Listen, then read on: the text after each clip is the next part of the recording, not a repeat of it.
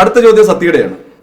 അതായത് ഈ ചോദ്യം എന്ന് പറയുന്നത് ഇപ്പൊ നമ്മൾ തമ്മിൽ നല്ല ഫ്രണ്ട്സ് ആണ് അല്ലേ, ഇപ്പൊ അച്ഛനോട് എന്തും പറയാം, ഇപ്പൊ എനിക്ക് എന്തെങ്കിലും പ്രശ്നം വന്നാലോ എന്തെങ്കിലും എന്തുണ്ടെങ്കിലും ഞാൻ ഷെയർ ചെയ്യാൻ പറ്റും ഇവിടെ. അപ്പം അച്ഛനും അതുപോലെ ഒരു ജഡ്ജ് ചെയ്യാത്ത രീതിയിലേക്ക് സംസാരിക്കും, കളിയാക്കും. പക്ഷെ എന്തായാലും പിന്നെ എനിക്ക് എന്ന് വെച്ചാൽ ഈ ഒരു ട്രാൻസ്ഫോർമേഷന് മുമ്പ് ഒരു 15 വയസ്സ് വരെ ഭയങ്കരമായിട്ട് സ്ട്രിക്റ്റ് ആയിരുന്നു അച്ഛൻ. വഴക്ക് പറയുമായിരുന്നു, അട്ടിക്കുമായിരുന്നു, വെളിയിൽ കിടത്തുമായിരുന്നു, ഇറങ്ങിപ്പോക്കോളാന്ന് വരെ പറഞ്ഞിട്ടുണ്ടായിരുന്നു.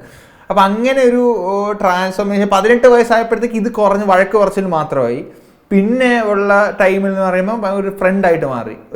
ഈ ഒരു ട്രാൻസിഷൻ ആയിരുന്നു. എന്തുകൊണ്ടാണ് ആ ഒരു ട്രാൻസിഷൻ അച്ഛൻ ഡിസൈഡ് ചെയ്തത്? അച്ഛന് ഒരു തന്ത വൈബുള്ള ഒരു ഫാദർ ആയിരുന്നല്ലോ. തന്ത വൈബിന്റെ ഇടയ്ക്കുള്ള ഒരു സ്പേസ് എന്ന് പറയുന്നത് രണ്ടും ഉണ്ടായിരുന്നു. പിന്നത്തെ ഫേസ് ഇത് രണ്ടും മാറി കൂൾ ഡാഡായി. അപ്പൊ എന്തുകൊണ്ടാണ് ഈ ഒരു 3 ഫേസിൽ കൂടെ 3 ഫേസ് കൂടെ അല്ല സത്യം. എൻ്റെ ജീവിതം ഞാൻ വെൽ പ്ലാൻഡ് ആയിരുന്നു പോയത്. എന്നെക്കാട്ടി കൂടുതൽ എന്നെ ശ്രദ്ധിക്കാത്ത കൂടുതൽ ഒരു കുടുംബം എന്നൊരു വ്യവസ്ഥയ്ക്ക് ഞാൻ വളരെ ഇമ്പോർട്ടൻസ് കൊടുത്തു. അപ്പോൾ എനിക്ക് നഷ്ടപ്പെട്ടു പോയത് ബാല്യകൗമാരങ്ങളാണ്. അപ്പോൾ ബാല്യകൗമാരങ്ങളിലാണ് നീ വളർന്നു വന്നത്, ആ ഒരു പ്രായത്തിലാണ്. അപ്പോൾ ഞാൻ എന്ത് ചെയ്തു, എനിക്ക് മനസ്സിലായ ഒരു കാര്യമുണ്ട്. നിന്നെ ഒരു ഇപ്പം ചാണക്യനൊക്കെ പറയുന്ന പോലെ നമ്മൾ ആ സമയത്ത് സ്ട്രിക്റ്റ് ആയിട്ട് തന്നെ വളർത്തണം മക്കളെ. അടിക്കേണ്ട അടുത്ത് അടിച്ച് വളർത്തി തിരുത്തി തന്നെ പോകണം. ഇപ്പം തീയെ പിടിക്കാൻ ചെല്ലുമ്പോൾ തീ പിടിച്ചോ മോനെ നല്ലതെന്ന് പറയാൻ പറ്റത്തില്ല. തീയെ പിടിച്ച് അടി കൊടുക്കണം. പല തെറ്റുകളും നീ ചെയ്തപ്പോൾ നിന്നെ അടിച്ചിട്ടുണ്ട്, ഇരുട്ടിനെ പേടി മാറ്റിയിട്ടുണ്ട്, ശ്മശാനത്തിൽ കൊണ്ട് നിർത്തിയിട്ടുണ്ട്, അങ്ങനെ ഒരുപാട് കാര്യങ്ങൾ ചെയ്തിട്ടുണ്ട്. പക്ഷെ അതൊരു സമയം വരെ, ഒരു 14-15 വയസ്സ് വരെ മാത്രമേ ഞാനത് ചെയ്തിട്ടുള്ളൂ. പിന്നെ മനസ്സിലായി ഇനി എനിക്ക് ഒരു സ്ട്രിക്റ്റ് ആയിട്ടൊരു അന്തരീക്ഷം വേണ്ട. കാരണം ശരിക്കും നീ അറിയാത്തൊരു കാര്യം എന്ന് പറയുന്നത്, നീ വളരുന്നതോടൊപ്പം ശരിക്കും വളർന്നത് ഞാനാണ്. എനിക്ക് നഷ്ടപ്പെട്ടു പോയ കൗമാരങ്ങൾ നിന്നിലൂടെയും കാണുകയായിരുന്നു. അപ്പോൾ ആ സമയത്ത് എനിക്കറിയത്തില്ല ബാല്യം എന്താണ്, കൗമാരം എന്താണെന്നും അറിയില്ല. എനിക്ക് ആ സമപ്രായക്കാരെ കുട്ടികളെയും കണ്ടില്ല. ഞാൻ വളർന്നെല്ലാം മുതിർന്ന അച്ഛനമ്മ, ചേട്ടൻ, ചേട്ടത്തി, കുഞ്ഞമ്മമാർ, അപ്പുറത്തെ അപ്പച്ചിയുടെ മോൾ, അങ്ങനെ ഒരു സാഹചര്യത്തിലാണ് ഞാൻ വളർന്നത്.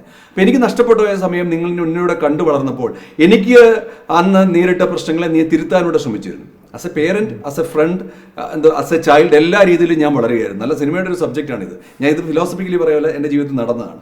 അങ്ങനെ വന്ന സമയത്താണ് ഒരു പരിധി വരെ നിന്നോട് ഞാനൊരു സ്ട്രിക്റ്റ് ഡാഡായത്. അതിനുശേഷം മനസ്സിലായി എനിക്ക് കിട്ടിയ ഏറ്റവും നല്ല ഫ്രണ്ടാണ് നീ.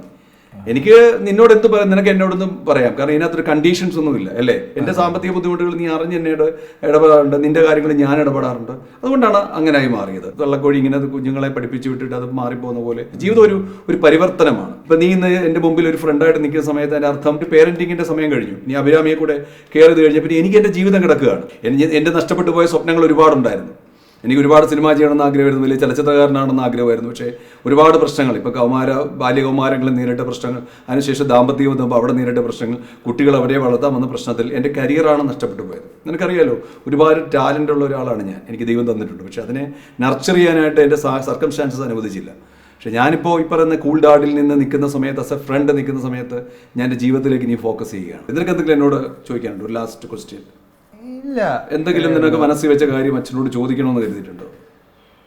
ഇല്ല, എല്ലാം കവർ ചെയ്തു നമ്മൾ.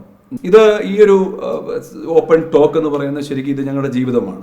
ഇനി എനിക്കൊന്നും ഇതിനപ്പുറത്തൊന്നും പറയാനില്ല എന്ന് തോന്നുന്നു. പിന്നെ ഇനിയും എനിക്ക് കൂടുതൽ പറയാനുള്ള ചിത്രമൊക്കെ എൻ്റെ വൈഫിനൊക്കെ ആയിരിക്കും അവരുടെ മനസ്സ് സംസാരിക്കാനുള്ളത്. എന്തായാലും ഈ ഒരു സംസാരത്തിൽ മകനും അച്ഛനും ഈ പറയുന്ന ഒരു സ്ട്രിക്റ്റ് ഡാഡിൽ, തന്ത വൈബിൽ നിന്ന് ഒരു കൂൾ ഡാഡിലേക്ക് എനിക്ക് യാത്ര ചെയ്യാൻ പറ്റിയത്, എന്നെക്കാട്ടി കൂടുതൽ അതിൻ്റെ ഒരു ഗുണഭോക്താവായത് മക്കളാണ്. അപ്പോൾ ഓരോ പേരൻസും അങ്ങനെ ആവണമെന്നാണ് എനിക്ക് പറയാനുള്ളത്. അല്ലേ സത്യ? അതെ. എന്തായാലും താങ്ക് യു സത്യ, ഇത്രയും തുറന്ന് സംസാരിച്ചതും എന്നെക്കുറിച്ച് നിനക്കുള്ള സംശയങ്ങളെല്ലാം ഈ ഒരു വേദിയിൽ പൊടിഞ്ഞു വീണതും അല്ലേ ഇല്ലാതായതൊക്കെ വലിയ കാര്യമുണ്ട്. വേറെ ഒന്നും നിനക്ക് പറയാനില്ല? ഇല്ല, വേറെ ഒന്നുമില്ല. അപ്പോൾ എന്തായാലും ഇത്രയും നേരവും നമ്മളെ ശ്രദ്ധിച്ച എല്ലാവർക്കും ഒരുപാട് നന്ദിയുണ്ട്. എല്ലാവരുടെ ജീവിതം ഇതുപോലെ മനോഹരമാക്കണം. ചെറിയൊരു ജീവിതമാണ്. തുടക്കത്തിൽ പറഞ്ഞാൽ നാളെ എന്ത് സംഭവിക്കുമെന്ന് അറിയില്ല. നാളെ എന്തെങ്കിലും സംഭവിച്ചാൽ അതിനെ നേരിടാനുള്ള കരുത്തൊരു കുടുംബത്തിനുണ്ടായിരിക്കണമെന്നാണ് എനിക്ക് പിന്നെ അവസാനമായിട്ട് പറയാനുള്ളത്. എന്തായാലും എല്ലാവർക്കും നല്ലത് വരട്ടെ.